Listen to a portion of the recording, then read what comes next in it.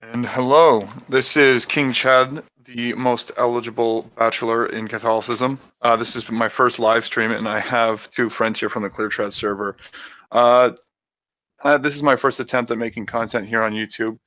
Uh, Nothing much really to surprise, I suppose, with, but we're going to mostly talk about, at least what I want to talk about initially, is some problems that I think modern Christianity has, especially with the lack of garnering good masculinity.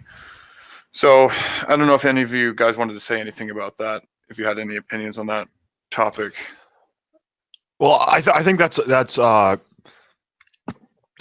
a big issue for the modern church because I really feel that the Christian view of masculinity is one of a leader, is one of Yes, a man being in charge, a man taking responsibility, and a man really I guess you could say being a man. And I just think like culturally, that's like secular culture really, it despises that, and I find the church has kind of given in to the secular, I guess, feminization of men, and sure. it's seeping into the church now, unfortunately. Yeah, Yeah, I think it's hitting us in all aspects of really of all institutions. Not even necessarily the church. I mean, I think I think honestly the church is probably still the best way to actually come back to this masculinity if it's brought forward properly. I mean, like you just said something right. You said just be a man, right? That used to be kind of like known axiomatically, just Yeah, by virtue of you saying it. Now it's like we don't even know what manhood is now because manhood's been it's been fought how many times now, right? And it's being suppressed to the point it's like what is a man now doing now that isn't like his mouth isn't agape at the sight of a Nintendo Switch or something. yeah, Like, you know. and now we have our politicians saying it's not mankind, it's people kind. Yeah, yeah. And unfortunately, he's my prime minister. I did not Oh, vote for him. he's mine too. I'm in Canada. Oh yeah. yeah. I'm the only American here. Oh, I see. So Johannes, I don't know what 2 cents you have on this topic. Do you mind? Yeah, so I think a lot of it also has to do with the absence of the notion of vocation in our society today. So Right. today we kind of just let everybody go to the winds, do what you want, and just don't step on other people's toes, which, as a man, you kind of do have to step on other people's toes in a way. Sure. We have this notion of noblesse oblige. At least that's what my father taught me. That, we have an obligation to go help serve those and to help people who need guidance. In our society today, we don't have that, really. Yeah. So I think we need vocations, not only in terms of religious vocations, so that would be holy orders, matrimony, etc., but also in terms of just job placement and Mm. in terms of how do you portray yourself in a society. And I don't think that we have very good role models for that, and I don't think that that's really expected of most people in our society today. Right. I mean, it's interesting that you talk about vocations because I mean, I didn't even know. Like, I'm only a recent like convert to Catholicism. I think, right? I was an atheist for a very long time, and before that, you don't really even hear anything about something called a vocation. Like, you mean a job? Like, is that what people think? It's like, no, no, no. There's like a legitimate like vocation you're taught, that we're all called to, right? In some way, shape, or form, and we don't hear that, right? Because do you know what's interesting, especially with vocations in particular? I think was how men, especially, were all called to fatherhood in some way, and this can go past just you being a priest. It's also even if you're just a lay single, right? Because once you gain maturity, you'll be expected to mentor people in some way. And I see this really common, especially like when I was coming back to faith, I was mentored like from with people who were inside the faith, and you're like they just kind of take you under their wing, and it's incredible. But we don't Yeah, and I who see outside of the like I didn't see this anywhere outside of a religious institution.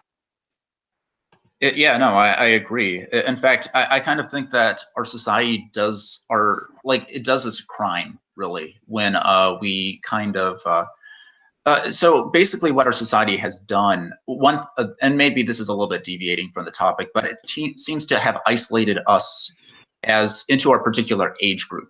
So we don't have these mentors who are older than us to kind of teach us how to be. Can you explain? And so, can I explain? Well, I mean, we are kind of, so college kids, are typically friends with college kids, obviously. High schoolers Right. typically high schoolers. But when you go ask people who really are you friends with who are an adult, who is an elder in your life? And I think that we really don't have that. In fact, we honestly tend to kick our elders to the curb more often than not. Yeah. So Yeah, you we're go seeing with, that a lot. We're seeing that a lot now, and it's really interesting that you should mention that, because just recently I was just hanging out with I had like one of my classes, right, and first year university. It's like, okay, fine, like, so we go out, one of them skipping class, or was getting something to eat, and then we're just talking about it, and like they just mentioned, and this was actually like my birthday coming up, and they said, oh, like, what are you doing for your birthday? Are you gonna go get drunk? Or are you gonna go to a strip club? I'm like, no. And they're like, dude, like, what's wrong with you? I'm just like, well, it's like what's that supposed to achieve? And like Yeah. both of them, like one of them was a girl. It's just like, yeah, I want to go to a strip club too for my 21. I'm just like, it's like, are you sure about that? And they're like, oh, like, why? You're just being like a dad. Like, you're just a dad. I'm just like, I've never been earnestly like called like jokingly called a father. I'm just like I'm their age, right? And I'm being mistaken for an elder, like an elder person. Like this, Yeah. just by the matter of the way that one composes himself, right? It's interesting that we bring up mentors and in relation to masculinity, what the conversation is about, because if I can think of two mentors in my life, one of them is my rugby coach that I had in high school, and the other one Right. is he's an elderly gentleman that lives in my neighborhood, and he's like 92 years old. He's a veteran of the Polish resistance in World War II. Wow. Oh, really Yeah. cool. Okay. And I, just what I think I've learned the most of these two guys is just that in life, you can't just sit there and expect, it to be easy for you. You have to go out and you have to, be a man, and you have to go brave the elements, because when I was in high school, I had a really low self-esteem. I was I guess I could say I was an uncool kid, but when Sure. I got into rugby, though, it really changed so much about me personally, because it just gave me confidence as being in this like rough, Yeah, masculine exactly. sport. And just the lesson that my coach really taught, I find, was that you just sitting there crying about not liking the world, it doesn't get you anywhere. And because what he always taught was that, like, if we win, or we may win, we may lose, but he wants to see improvement every time. And the problem is the world today teaches completely against that. It's that if you don't have everything you want in your life, it's everybody else's fault. It's everyone else's fault. Right. And even if like that you've missed the mark, like, that's okay. You're beautiful just the way you are. Like, there's no need for self-improvement, right? Or any sort of tempering of that of yourself, Yeah. right? And I think that just the two mentors that I mentioned, I just realized I just think that if I can be as much of a man as my coach and this war veteran that I know, like, that is what I want to be. Like, that to me is a successful life. Right. Yeah, same here. I think that's one thing that, especially in our community, that I think that we actually need to do a better job. I think it's easy for us to kind of moan on the internet about, how society is going downhill. But I think really in our lives, we need to exemplify virtues. We need to go take younger people under our wing and kind of show them the ropes. And especially for men, since, sadly, there's a lot of guys who are the product of single parent households, and many guys don't have father figures, or they don't have very good father figures. And so I think this would be very, very helpful just for younger folks who just don't know the ropes, really, who just need to help get started. Yeah. There's some people that I know that they clearly didn't have the same figures, and many of them seem to have many young men who otherwise could have been these great guys, they seem to carry this kind of persecution complex that, I was wronged. It's everyone else's fault but mine. And, that's just, I think, such a cancerous. Sure, yeah, I think it's mindset. very common. I mean, that's a very common attitude, I think, in modernity, right? That Yes, we absolutely. have all the rights but no responsibility. I think even, I mean, I'll be referencing Jordan Peterson, but even I think he addresses that at some point. Albeit he does in a lot of different way that isn't exactly trad, but I mean, it's much better than what you would expect from mainstream, postmodernism. Oh yeah, absolutely. Yeah. You know, it, I think also part of it has to do that we overemphasize wants above needs. And so therefore the qualities that a man needs to have, we tend to think, oh, that's kind of natural and we'll get it along the way. But we should go pursue what we want at the expense of what makes us, what is needed for a man. Yeah. One thing I think that I remember Jordan Peterson saying was that because he's a psychology professor, but and his lectures are predominantly female because I guess that's where more women go into that. But when he does his lectures on, like, when he does his extra stuff, his activism, his lectures on responsibility, what he said was that he finds that the audience is overwhelmingly male and he says that this is a message that they're just dying to hear. oh yeah, I would totally agree. And mean, they're not hearing it from anywhere else. Yeah.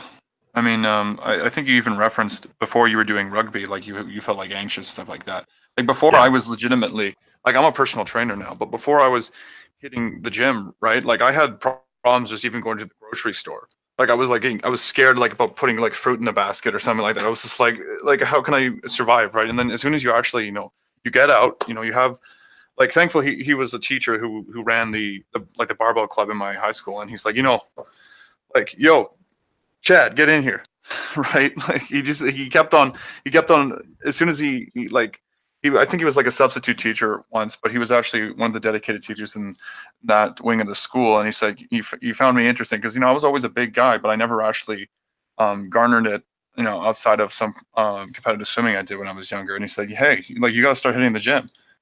And he's like, and I'm just like, are you sure? And it's like, yeah, man. And like, and how intent he was, like he was always just so full of energy, right? And he was so encouraging.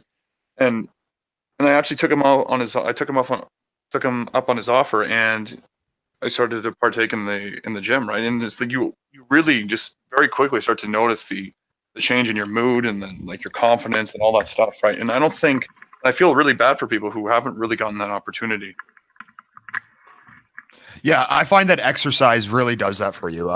Just it gives you that extra um, motivation and just the greater feeling of strength. So yeah, I think physical activity definitely is a pathway to this. Right. Yeah, I also agree. I think that there is a strong connection between the physical and the spiritual, and I think that we tend to neglect the physical in our society a bit when it comes to men, a little bit. Definitely. And well, I think just in general, I mean, as we can see, like we have this fat positivity stuff, which I find to be completely revolting. Yeah. I mean, as someone who's actually professional, works, someone in the health industry, it's like you want these. I like. There's this misconception, I think, that people like, especially health professionals, really like. I don't know, like look at like overweight people with disdain. It's like no, we want them to actually like come, right? We really want them to partake. Like the clients I work with are overweight, right? And I'm happy to go and be able to take part you know, in straightening up their lifestyle, and usually ends off with really good results. Yeah, and that's the same in my practice. I would love it if the patients that I see would take the initiative and really lose some weight. And I think it's a little bit harder from my side because I don't see patients as frequently as probably you train with people. But I think developing that culture of physical exercise, I wonder like how can we do that? And I think mentorship should play a big role in that. Right. So how would we suggest we would actually get started with that mentorship? Because So um, I kind of joked around with my friends at my Catholic association at my university, and I kind of said, "Man, I wish I could start the Order of Saint Chad, and we would just dedicate a kind of like lay order for young men to start getting, in the gym and stuff like that. And the more I think about it, the more I kind of feel like it would actually be a good idea if it were to be a real thing, because there's a lot of, especially like Catholic men, that I think we really, just in general in the faith, we neglect sloth, especially now. And I think if that gets addressed, I think that should, I mean, it will obviously assist with our problems. Well, I think the first part about how do we establish mentorship is that the mentor needs to reach out. People who need mentorship typically, from my experience, some do try to seek mentorship, but from a lot of my experience, they don't. And they kind of wallow in unknownness, kind of the unknown territory when they really need that mentorship. That it's really, we as members of this community who, like, I'm sure that we're not completely set on our feet ourselves, but I think we are further down the path than a lot of people who really need this help. And I think it's implicit upon us to reach out and kind of recognize people who were at a stage where we were like a couple years ago, or so on and so forth.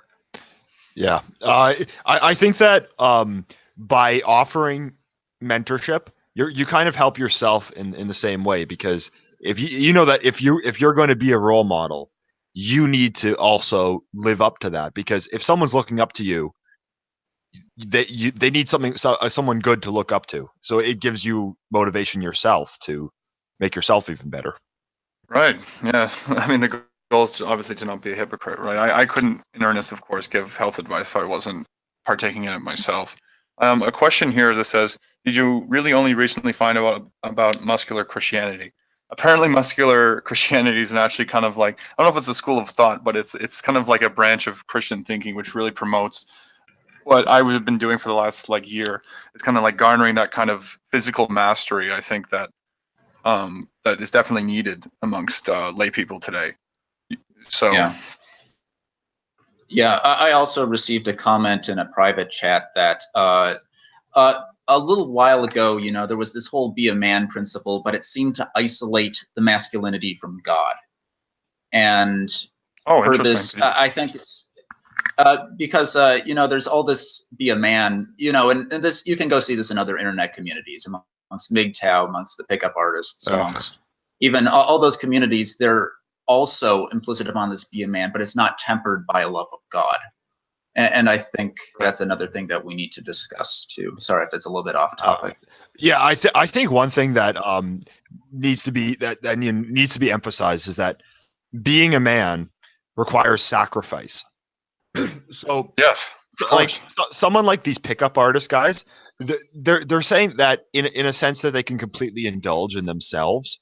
They don't intend to sacrifice anything really, and that's not manly, when in the Christian sense, being a man, that requires a lot of work. It requires you to put your family before yourself. It requires you to be brave. It requires you to do all these things. It requires you to be a role model. And that's one thing that's very important to stress, because the be a man in the sense of pickup artists or MGTOW, I mean that's completely different, because that's it's a very perverted way of looking at a role model. Especially if you look at someone like, what is it, Rouge V? I know he's kind of like a meme, right?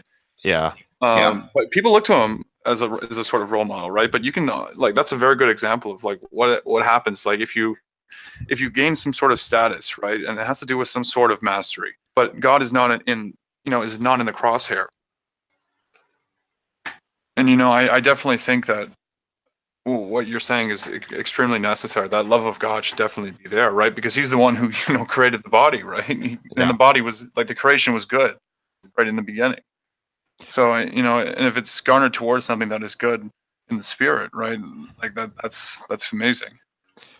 Yeah, I think it does requires you to put God before yourself, because you can't you can't make a God unto yourself and be a good man. I think that saying that just goes against all of modernity, I think. Yeah, because I think the biggest God problem in the self, right? I think what modernity can really be summed up as one making a god of themselves. Of course. Yeah. And you see that a lot. I'm in university, And you see that a lot. Like, the friends is like, oh, I'm spiritual but not religious, or I'm trying to find my own way. It's just like, well, I mean, did we create ourselves? Yeah. It's like, so sorry. Go I ahead. find that. Oh yeah. What I was gonna say is I find that I find that when someone says like I'm spiritual, not religious, I mean, if that's it can be a path to better things. I'm not going to say that that's horrible, but I find a lot of times they don't want the sacrifice that religion requires. So they want to like feel this, but they don't want to have to actually commit to anything. And I think that is one of the problems. Yes, it's Yeah. like cheap religion. Yeah. Right. Are you guys reading the chat? Someone had a really good question. He said, how would treds go about promoting virtuous masculinity in our culture, which would label it toxic on one side and cucked on the other? I respond as chivalry, right? I mean, Yeah. it seems really like LARPy to say it's like, oh, let's bring back that chivalry, right? But I mean, when you do garner back that kind of virtuous masculinity, that I think that would be kind of hand in hand, right? That, like, I think it's fair to say that chivalry died a long time ago, right? And Yeah. is it any surprise, right, that you have men going off and like Harvey Weinstein kind of like like doing this, and it's like, oh, this is just masculinity at its worst, and it's like, are you sure? Because like what we're told is like males have to keep honor, have to keep some sort of composure, right? Like the most orthodox of us, no sex until marriage. Yeah. I think that yeah, I guess we would be striving for something that's between the like Justin Trudeau, like every man, like people kind, men are awful, be a cuck, and between the like jockey, Rushvi, indulge in myself, I'm God myself, and it I think that it's just requiring sacrifice. It's that having that responsibility. So it's like the strength of a man, but responsibility with that strength. Right. Yes, I agree. I think it has to do, like, we're actually fairly different from both those groups, as in we require self-sacrifice. The other two tend to be very individualistic because you get from some of the right groups, you get like this will to power Nietzschean aspect of masculinity, it's very dangerous stuff. which is yeah. very dangerous. And then from the left, I've noticed that, like, this is what I kind of see the left as, and they kind of feel like, hey, I want to be a good person, but not at the expense of my own comfort. And so, and we're kind of opposed to both those ideologies in a way. We're very much in that you need self-sacrifice in order to be a true man in a way. Sure. And you know what's interesting is when you mentioned the right groups, I see the right groups. I mean, I see a whole bunch of stuff on Twitter, and some of the stuff is like, it almost like they're almost there at the chivalry part. They're almost there at that virtue honor stuff, but it's so like subverted by that will to power stuff. I see stuff like there's this new art form. I think it's called like the trad that wave. What is it? Jeez, I don't know why it escapes me. Was it like vaporwave? Yeah, kind of like that vaporwave aesthetic, and they kind of like, I think I remember seeing one that said like, it's something. It's like, don't embrace decadence and find challenge, right? But like, is the alt right really finding challenge? Is like, I don't see that, because a lot of them, like the alt right, I think in its most common form, usually says okay to pornography. Usually says okay to some forms of hedonism, right? I don't. It's like, this is what happens again when you try to garner that masculinity, but like I said, God and the good is not in the crosshair of that. Yeah, I think that one thing. I mean, as someone who I consider myself a nationalist, but I don't consider myself a white nationalist, because I find at the same time that's not something that requires sacrifice. So for example, someone being a British nationalist or a French nationalist, it requires them to have a vision of France that's as something bigger than themselves. Whereas saying that, it's the color of your skin. Well, I mean, it's completely indulgent in yourself. It doesn't require you to Absolutely. Yeah, it's yeah. selfish. And that's my biggest criticism of the alt right. I have a legitimate question, and I don't mean to interrupt you, Johan. It's just I've just been thinking about this recently. Like, is the alt right utopian in its desire?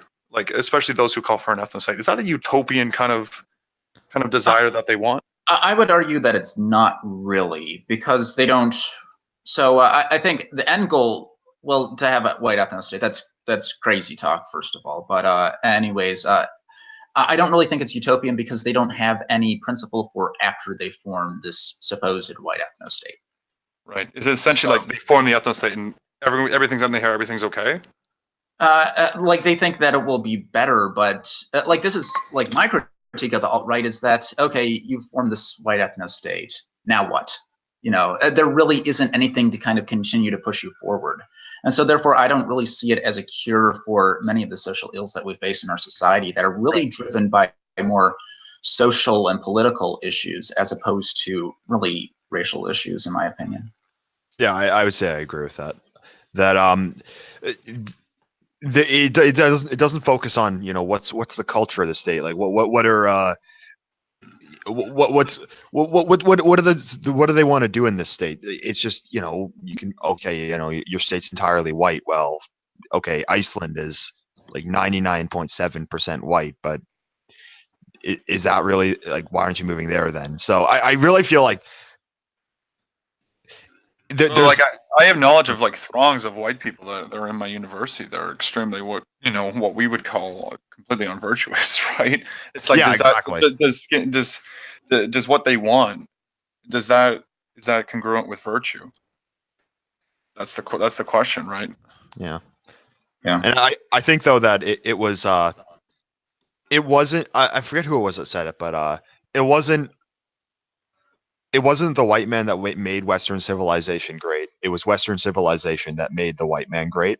Because it was the beliefs that they had. It was the virtues that they held. Mm-hmm.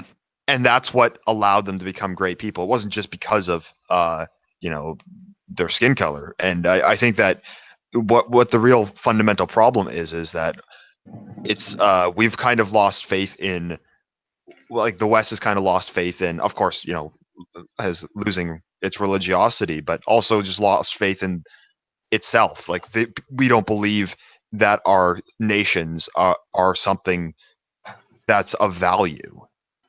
Right. You know, it's interesting. It's I always bring this back. I remember, especially when I was an atheist, I was the biggest fan of Nietzsche, like as I'm sure many atheists are. And there was this one thing I remember reading was the parable of, I don't know if you guys have read it. It's something to like. Is it just me or are you cutting out a bit? Shouting people, Yeah, you're cutting out a bit kept there. laughing. It's like maybe like, yeah, like you're not gonna find them, right? You're cutting out a And bit. it's like after the death of God, and everything would proceed to die after that. You were cutting out a bit, Chad. We didn't hear you.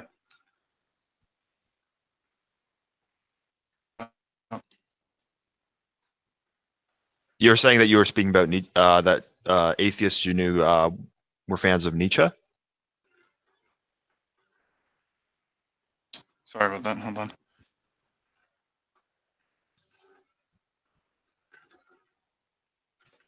Yeah. Hello? Hello? Yep. Hello? Yeah, we can hear you. Yeah. Oh, you can hear me. Yeah.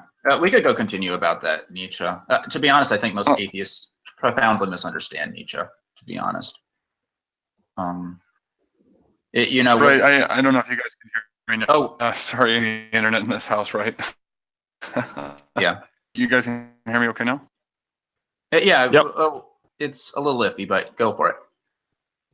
So I was just saying there was something called the parable of the insane man from Nietzsche, and it had to do with someone, you know, he was, you know, wandering around the town like saying, I'm looking for God, right? And in this parable, the death of God had been pronounced, right?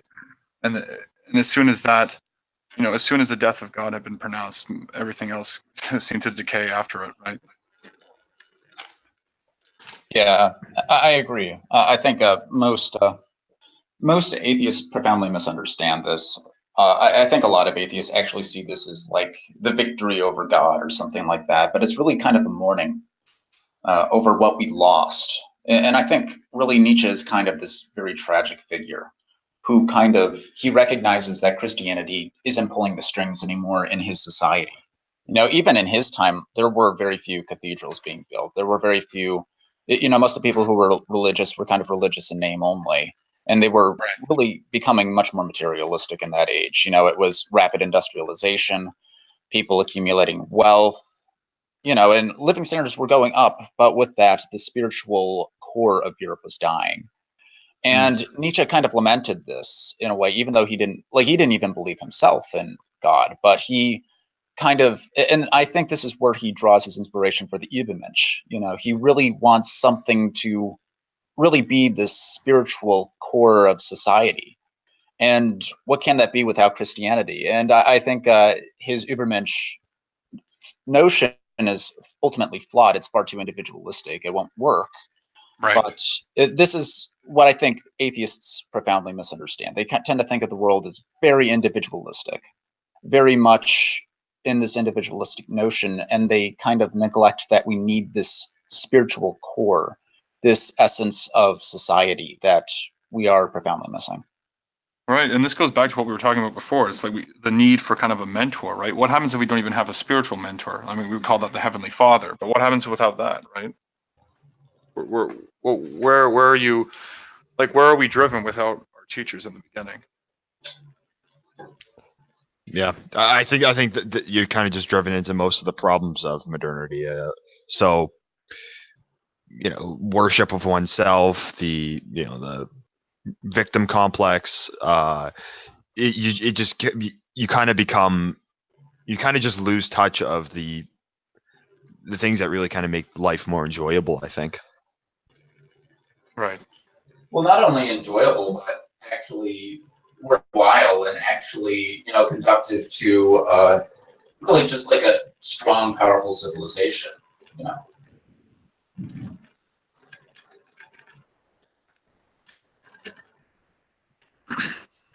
Yeah, this is a lot of stuff that, especially I think that we understand now as trads, right? I mean, especially as someone who went through a lot of those existential problems, right? And now you realize going back, it's like, wow, I really wish I took advantage of this mentorship. I really wish I took advantage of, putting my crosshairs on what was virtuous, right? And like looking back, it's like, I don't even know how I survived without it.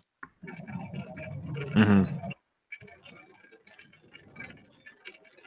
Yeah, I think that goes back to like mentors reaching out to others, because a lot of times people, like you said, they don't know that they need this until someone finds them.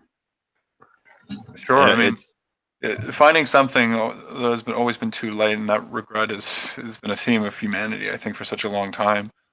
It even goes to, like, deathbed confessions, right? It's like we're always ready to, or not necessarily ready, but we always feel the need, like we lament, like that kind of lamentation. It's like is after the fact, right? Yeah. And I think that also people don't. When you meet someone, you never think of them. You generally don't think you're meeting a mentor until you really realize that this person has something to offer, and maybe they don't even think of themselves that way, but you receive them like that. Absolutely. It was interesting. Like, I mean, who would become my mentor was eventually like going from atheism to, I suppose, deism. Right? Was like the Greek classics. Right? I read a copious amount of Plato, and then that kind of like it's interesting. Like even something as simple as a book, right, would lead you and give you advice. Yeah. Yeah.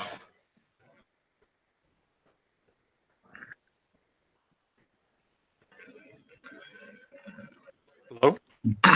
Yep. Yeah, I can hear you. Sorry, It makes me. did I stump everybody? It's like, Oh no, Oh. it just got quiet. I actually, it does make me wonder, like how many people read books hoping that it will change really themselves, change the way that they will act in the world. Because I think that a lot of people just read books very passively, as just kind of like a descriptor of what the world is, as opposed to how can I go change the way that I act in the world based upon what I am reading. Right. I mean, the literacy rate is quite high, but who's actually reading? That's the question. Well, and what are they reading too? Yeah, exactly. I mean, I don't ever want my channel to turn. It's like, oh, look at these, filthy modernists. I feel like that is somewhat demeaning. I mean, because we're all made in the image of likeness of the Lord. But at the same time, I won't hold back my criticism. It's just, when I see my peers in university, right? Like they're not. I wouldn't call them well read in terms of the classics, right? Except for some very few people. And then I would sit down with them, and if we would hang out, I would talk to them about what I believe, and they would kind of think this is like, whoa, you're so smart, you should be teaching the course. I'm just like, like no, like that. No, I've had that. It's like, whoa, you're like smarter than the teacher. I'm just like, that kind of like it's like, what does that mean? Like what? It's a really weird and unsettling feeling that. I mean, I don't know. Was that uncommon? Like, if you guys are in school, like, or when you guys were in school? I've. Oh, go ahead. Oh, well, to be honest, yeah, like when I was in school, everybody kind of viewed me, well, kind of like, I don't want to toot my own horn here, but I was kind of seen as kind of that person to go to for help. Right. So, but then I was mostly taking science and math classes, so, and less of the philosophical classes. I see. So I Yeah. guess that's very different than what you're speaking about, Chad. One thing for me is I majored in business, so I didn't major in these classes. But one thing that I've noticed in my life though is because I'm a huge fan of history. I love reading history. And a lot of people will say to me, "Well, geez, how do you know all this stuff?" And what I really say to them is, "Well, I read this instead of spending my time watching, Game of Thrones or." I mean, not to, if anyone likes that show, not to say that there's anything wrong with that. I've never seen it. I can't say whether I like it or not. But I just found that as I got older, I prefer my entertainment to be something of value that I can take something from. Sure. Yeah, I also agree. Um, Mostly just because I find history enlightening, and it's kind of depressing when people ask you if you're a history major, even though you've only taken one class in college on history. Just because and it's not really even that you know too much history. It's just that it isn't very taught very well at the high school level, at least in elementary school. So I got two questions here in the chat. One of them says instant gratification is rampant right now. How boys would be taught and practice financial wisdom or abstinence in a world where pleasure is so readily available? That's tough, right? I mean, like, that's asking me is like, hey, Chad, how do you like redefine and essentially turn society up from its tendrils, right? That's very. I mean, like, I can bench a lot, but I can't. I'm not strong enough to do that, I think. It's tough. Like, I think it just goes back to that like whole mentoring thing, right? I think people, like, if you're listening to this, right? If you're listening to the stream right now and you're somewhat involved in the trad community, I think you already have the basic tools in order to garner proper mentorship and to gain friends who will hopefully follow you in pursuing the right path. I mean, so that's what I have to say to that. Yeah, I would say that the best way to get the youth, especially young men, would be offering them something that they can't get out of secular culture. And I find that like this instant gratification of the modern world, it really leads to depression. Yeah. So, like for example, here's one that I always think of. Say that your favorite food is burgers. You really love eating burgers, and say that I don't know, it's McDonald's or whatever, and you enjoy eating McDonald's, but 2 hours later after you've eaten that burger, are you still happy that you had eaten it? Like, has it really given you gratification? It's given you pleasure. It hasn't given you happiness. And it doesn't matter how many times you go back to McDonald's and eat those burgers, even though you love them, you're never going to get happiness out of that. And I think the same can be said for sex or any number of the temptations we're facing. But I find that though traditionalism really offers an out from the whole like chasing that instant pleasure in the modern world. And that's something that we need to make clear, is that there is a better way. That's what I would say. And I have another chat here. Well put, by the way. So I have another question here. This is what you are describing might just be the problem with the student population at the moment. They're not so much interested in actually knowing anything. They're just checking boxes off.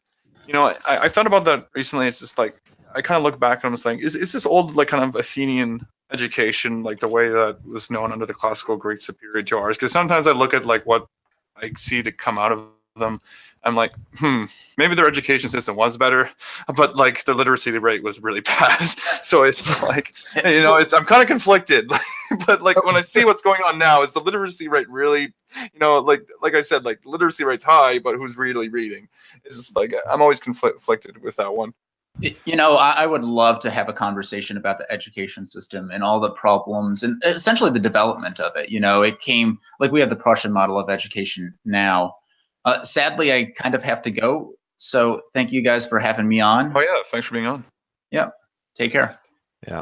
I think that one big problem we're facing today is that, especially in like the humanities departments, and I think this is one of the reasons that, we have a bunch of SJW psychos in these, is if you look at how they were run historically, it used to be required for you to get into one of these universities. You had to know how to speak Greek and Latin. And right. Amazing. Yeah. I say, like, shout out to Mauritian. I think you do okay with that application. Yeah, he's a pretty accomplished guy, but yeah. I find though that just like it's been lowered so much that really any value that can be derived from the humanities, which I do believe can be a lot, has been lost because it's just been so watered down. Sure. I mean, do you know what's interesting that you mentioned that? Like, that's the whole university. Like, I mean, of course, like, we'll always in our criticism, we'll always kind of like a tongue-in-cheek harken back. It's like, okay, modernity bad. But what's interesting, I know that I think in Oxford, I mean, we used to have this, I mean, at least, traditionally, of course, education, especially higher education, was this kind of place where like you would find God, right? And even Oxford, I think the slogan is like, the Lord is our light or something, the Lord is my light, something of that. And like now, like of course you mentioned that the University SJWs, it's completely done a 180, right? Yeah, and I do really think that is one of the major tragedies, is just the loss of that kind of classical education, and just kind of the love of learning that. And I think it's just no wonder that the universities have become the stronghold of the far left. Yeah. And then another one here said, this might be the toughest question yet, but here goes. Why is ClearTrad's VC so empty nowadays? It's actually it's usually busy almost every evening, I think. It's that I'm really busy now with school and work that I'm not always able to go on. It's usually fairly populated. Yeah, it usually is. There's usually a few people on. Depends on what night it is, I guess. Well, I've been doing this for 43 minutes right now. I think we can keep going on a little bit longer. But this isn't too bad for like a first stream. This is going a lot better than what I imagined it being. I thought I was going to like not say anything the entire time, and it was going to be like me, just falling over my own my own dumbbells here. But yeah. Well, this is my first time on live for my new channel, so I tweeted out a link to the stream, so hopefully some people. So yeah, like what's your channel name, and if you want to put like your my Twitter channel handle? My channel's name is Endeavour. If you're in VC, it's under the channel list. My Twitter handle is @RoyalEndeavour. And yeah, I'm pretty much I'm a traditionalist. I talk about and I'm a nationalist also, but not, just so everyone knows, I'm not alt-right. I consider myself more of a, I guess, I think that like kind of I described earlier, nationalism needs to really be more grounded in like a history, in a land, in stuff like that. But anyway, my channel really, I guess the focus of it is to target, I guess, mainstream conservatives and try to introduce them to more reactionary ideas. Yeah, I mean that's Yeah. honestly, Endeavor, I would really hope to have you on another time. I mean, I'm just starting my channel now, and I know you are too. I mean, this is honestly like much better than I was expecting for a first live stream. So I mean, hopefully we'll have a lot more of them coming. So yeah, like follow and subscribe to Endeavor. I'm just getting my started up, so I mean, I'm not going to be accepting super chats or monetization anytime soon because I'm too small and just starting up. Hopefully, Yeah. we'll have my friend Mauritian on this thing one of these days, and hopefully, I'll start to make myself and you two a little bit more pronounced on the YouTube community because at the end of the day, data is going to keep try to whip me into making more content. So Yep. Hey, it's a great start though. yeah, all right, okay, thanks everybody for watching. I appreciate it. Have a good night, man. Good night.